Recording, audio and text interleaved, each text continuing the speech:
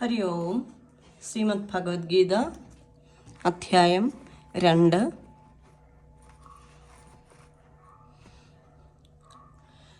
ശ്ലോകം 12. നത്തേവാഹം ജാതുനാസം നത്വം നേമേ ജനാധിപാഃ ന ചൈവ ന ഭവിഷ്യാമ സർവേ വയമതഃ പരം. ശ്രീഹരേ നമ. അഹം തു ജാതു, ഞാനാകട്ടെ ഒരിക്കലും,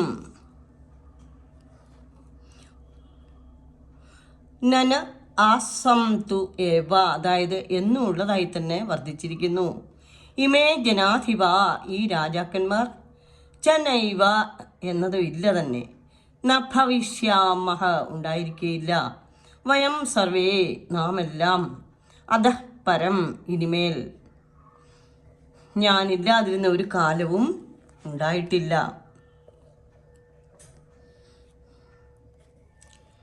അതുപോലെ നീയും ഈ കാണുന്ന രാജാക്കന്മാരുമെല്ലാം എന്നും ഉണ്ടായിരുന്നു, ഒരിക്കലും നമ്മൾ ആരും ഇല്ലാതാവുകയുമില്ല.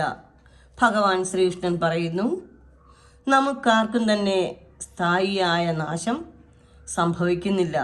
സത്യം ഇതാണെന്ന് നല്ല ഉറപ്പുള്ളപ്പോൾ പാർത്ഥന്റെ വ്യഥ അർത്ഥമില്ലാത്തതാകുന്നു. ഒന്നും വിഷമിച്ചിട്ട് കാര്യമില്ല. അർജുനന്റെ ശോകം അജ്ഞാനത്തിൻ്റെ ഫലമാണ്. സകലരുടെയും സനാതന സ്വരൂപമായി വർത്തിക്കുന്ന ആത്മവസ്തുവിൻ്റെ നേർക്കാണ് ഈ പദ്യത്തിൽ കൂടി ഭഗവാൻ വിരൽ ചൂണ്ടുന്നത്. ഇവിടെ വ്യക്തി ഘടകങ്ങളായി 2 പദാർത്ഥങ്ങളെ നിലവിലുള്ളൂ.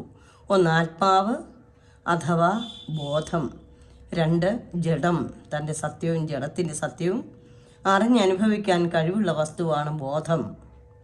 സത്യമറിയാൻ കഴിയാത്ത സ്ഥിതിയാണ് ജഡത്തിനുള്ളത്.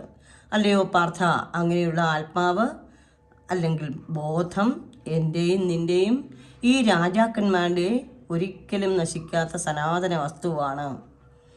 ഇതറിഞ്ഞാൽ നീ ആരെക്കുറിച്ചും അനാവശ്യമായി ദുഃഖിക്കുകയില്ല. ആത്മാവ് നിത്യമെങ്കിലും ഈ ജഡശരീരങ്ങൾ ഉണ്ടായി മറയുന്നതായി കാണുന്നുണ്ട്. അതിന് ജനനം മരണാദി കർമ്മങ്ങൾ അങ്ങനെ വന്നുകൊണ്ടേ ഭവിക്കുന്നു.